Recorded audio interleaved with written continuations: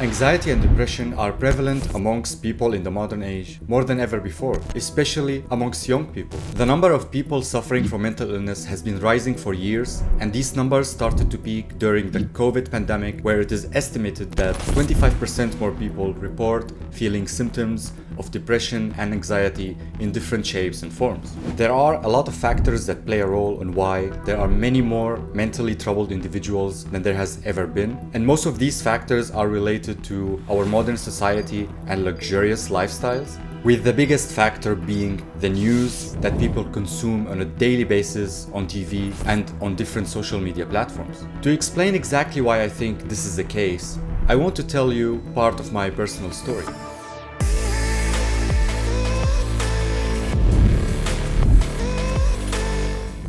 Just like many other people in the Middle East, I was raised in a family that was watching the news all the time. Politics and religion was what we mostly talked about. All the terrible things that were happening in neighboring countries like Iraq, Palestine, and all the different places. Some bad event would happen somewhere and appear as a headline on different news channels, and that became the topic of the week at our home, the next thing to worry about. And because my childhood was filled with these patterns of following news, feeling bad about what was happening, and following even more news, I subconsciously continued to do that in my adult life. And that pattern became obvious to me during COVID, when I was just stuck at home and consuming the news on Facebook and YouTube. My life was miserable back then. I was feeling anxious and depressed all the time, and it was so hard to enjoy things and feel happy and content with my life. How could I be happy when all of these terrible things were happening all over the world? I thought. Wars, terrorism, pandemics, it was awful.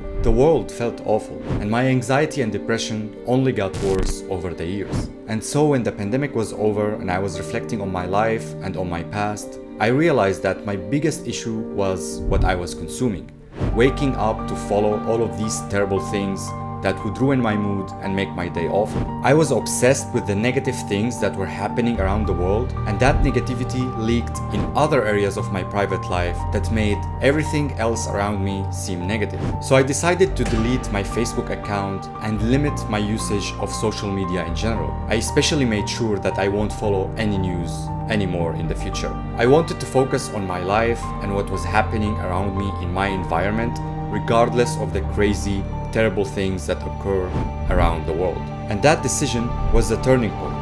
It completely shifted my mood and mindset, and because of it, a ripple effect of positivity and clarity started to show in my life, and I became a much more optimistic person. The news was a big toxin on my brain that I had to get rid of to restore my well-being, and I think everyone who is addicted to the news and media should try to do that, even when it is really difficult.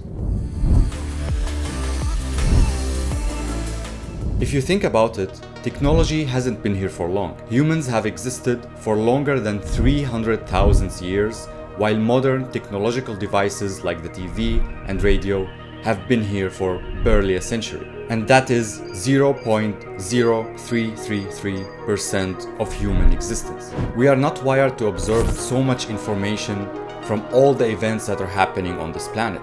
We evolved to focus on our surroundings and what is happening around us, the places and people that we can interact with right now, not those who live thousands of miles away. The news is built on attracting us with these big headlines about bad and terrible things that are happening somewhere. A school shooting in the USA, a genocide in Syria, a terrorist attack on Israel, and a massacre in Gaza, etc. The positive things in the world rarely get covered on these big headlines because positive events don't grab as much viewing and attention. We are prone to notice and get more affected by the negative things rather than the positive ones, which is our survival instinct to remain alert of danger, to protect ourselves and survive. Now, of course, there is no denying that negative things happen all the time, which sucks, but they are also countered by other positive things that are also constantly happening, which the news filters out, and that makes the world seem bleak and dystopian. So imagine your brain that isn't wired for these technologies and intensity of constant negative information to be bombarded by it all the time. In what world would that be normal and healthy? Absolutely nowhere. When your brain is fed with so much negative news, your whole thoughts and emotions are going to revolve around negativity and things that might go wrong, the worst case scenarios, which leads to all the anxiety, pessimism, skepticism about the world and other people. Most people aren't bad nor evil. They try their best to be good and decent individuals, and they do good deeds for the world and other people, or at least they let everyone else living in peace. But all of that is so hard to see when everything we feed our brain is negative. When you cut the news consumption from your life, or at least limit it to a very small portion of your day, you will slowly realize that life isn't negative. Life is what it is. Things happen. Some are good, some are bad. We have to accept and embrace both, focusing on the positive and uplifting things while acknowledging that bad things might happen as well. If all we do is watch the news, then this realization cannot happen because your brain won't have room to breathe, to observe reality as it is, and you slowly stop noticing the good and beautiful things that are happening around you. You can't stop negative things from happening.